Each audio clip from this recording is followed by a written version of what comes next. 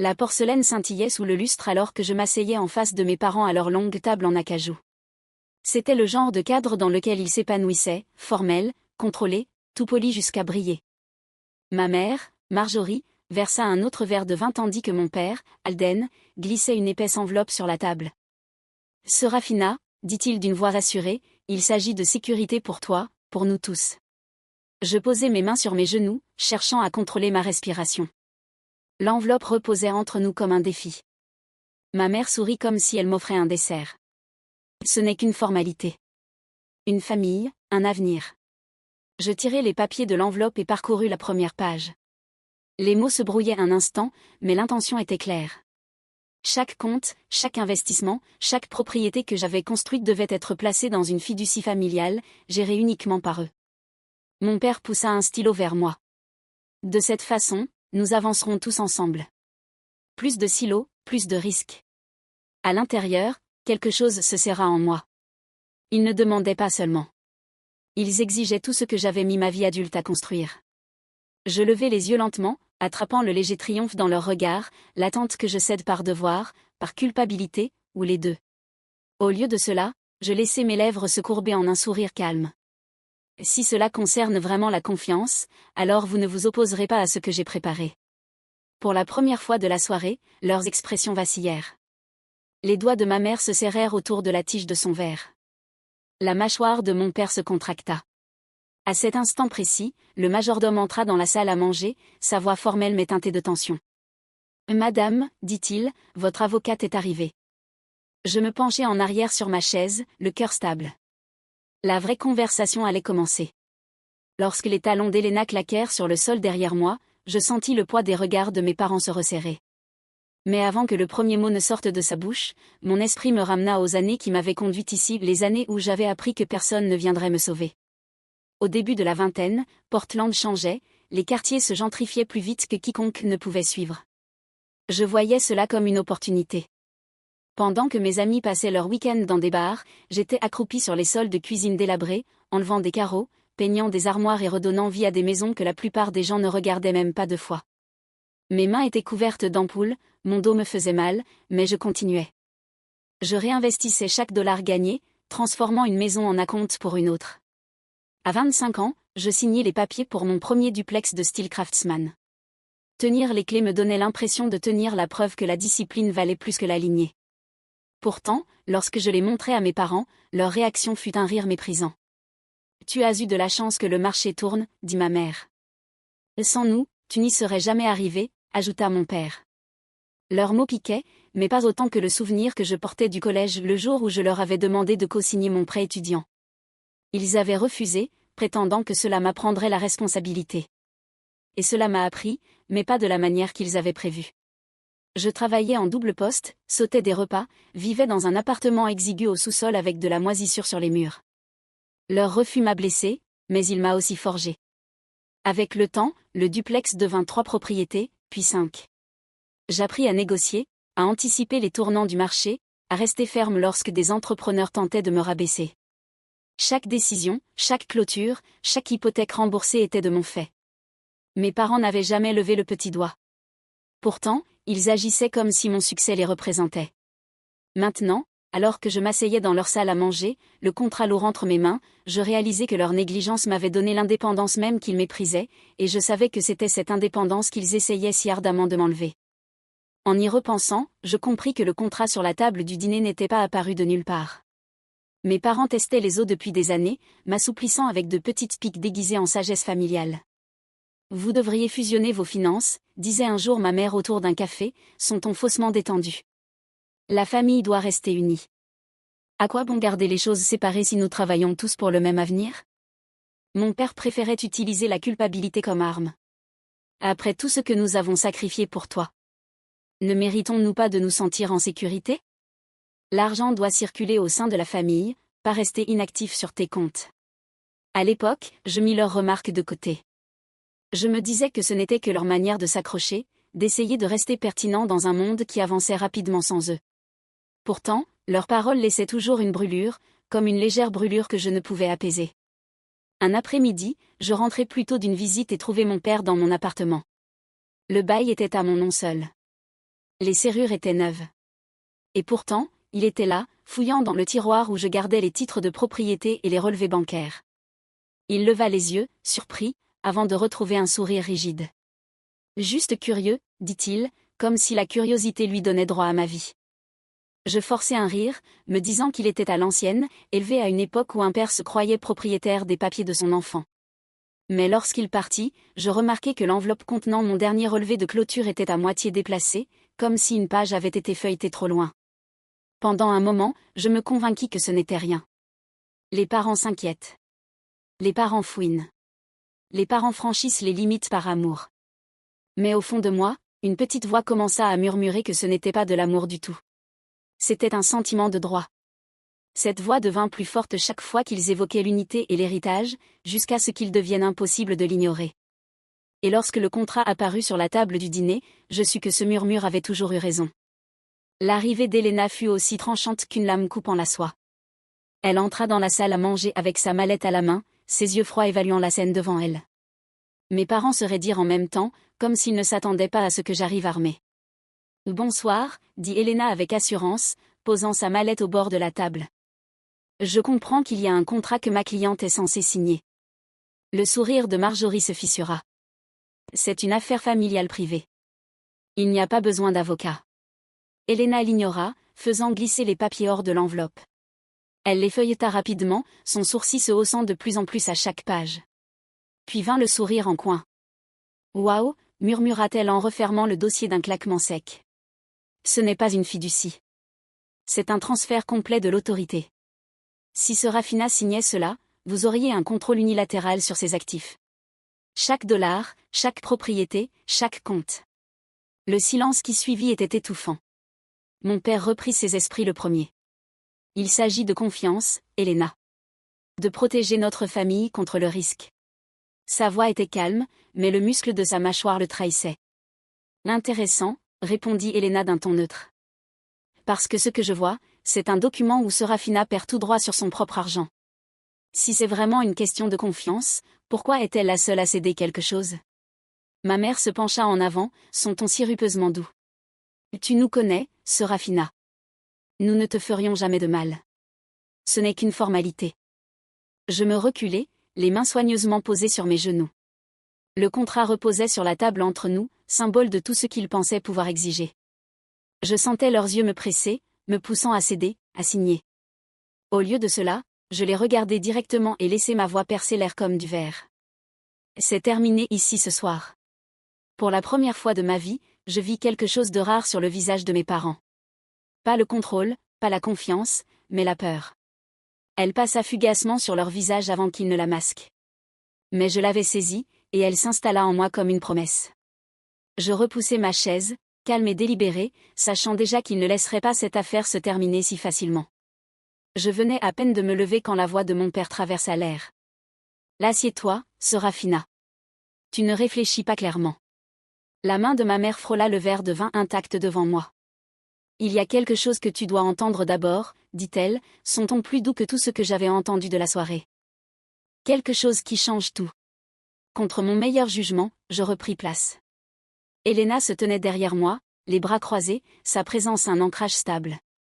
Mon père joignit ses doigts en prière et me fixa d'un regard mesuré.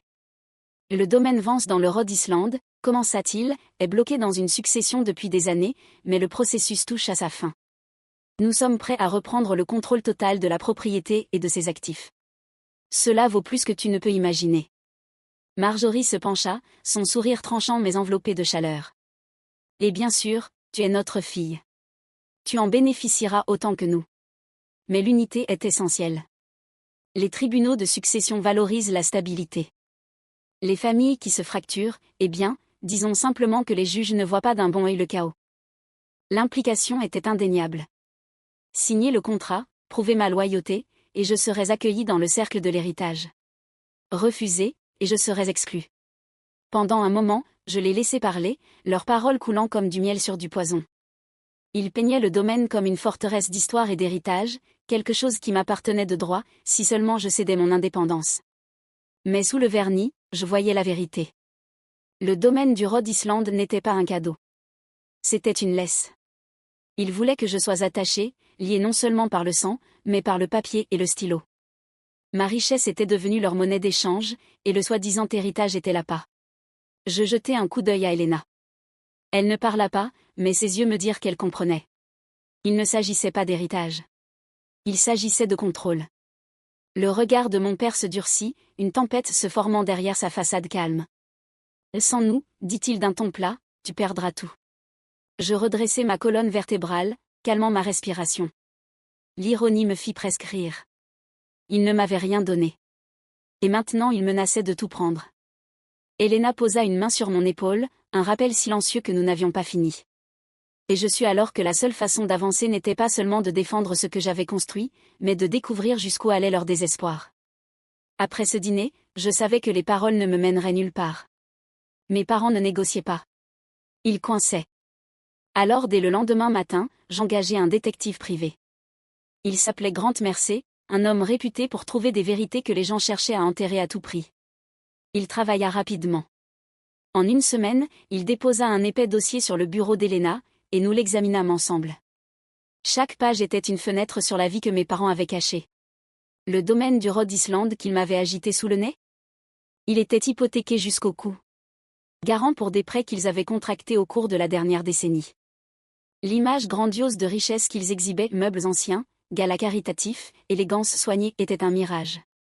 Derrière se cachaient des années de dépenses imprudentes colmatées par des emprunts désespérés. Mais le coup le plus dur arriva vers la fin du dossier. Une demande pour une nouvelle ligne de crédit à mon nom.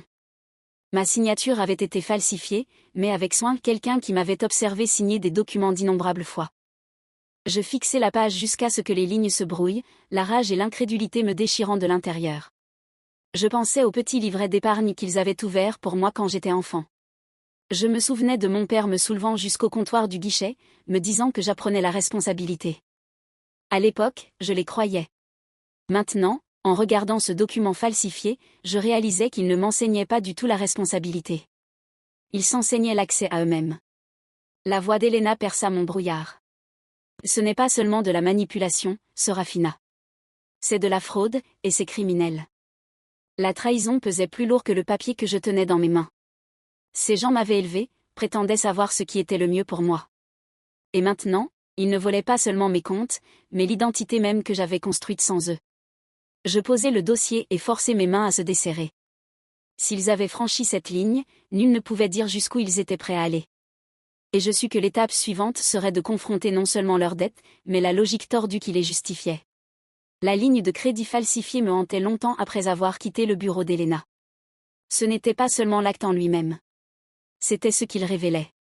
Tard dans la nuit, allongé, incapable de dormir, mon esprit retourna à des souvenirs que je n'avais jamais remis en question jusqu'alors. À 10 ans, je suppliais pour des leçons de piano. Mes parents refusèrent, me disant que je devais apprendre la discipline sans indulgence. Quand je demandais de l'aide pour mes dossiers universitaires, ils me rejetèrent avec un sermon sur l'indépendance. Et lorsque je plaidais pour qu'ils co-signent mon premier prêt, ils refusèrent encore, affirmant que c'était de la dureté affectueuse. Pendant des années, je portais ces moments comme des insignes de résilience, preuve que je pouvais affronter n'importe quoi sans leur soutien. Mais en y repensant maintenant, je les voyais pour ce qu'ils étaient, des répétitions. Ils ne m'enseignaient pas l'indépendance.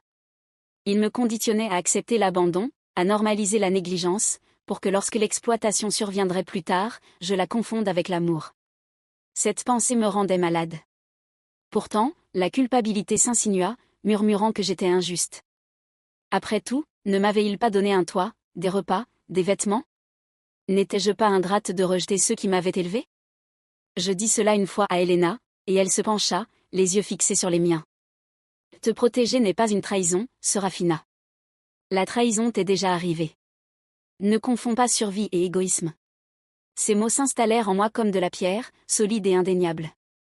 Le poids des années s'allégea, remplacé par quelque chose de plus dur, de plus tranchant. Je n'étais plus l'enfant qu'ils avaient essayé de modeler. Je n'étais plus quelqu'un qui céderait par culpabilité ou plierait sous l'obligation. Lorsque je quittai son bureau ce soir-là, ma détermination était claire. Mes parents avaient réécrit mon enfance en une histoire de sacrifice et d'obéissance.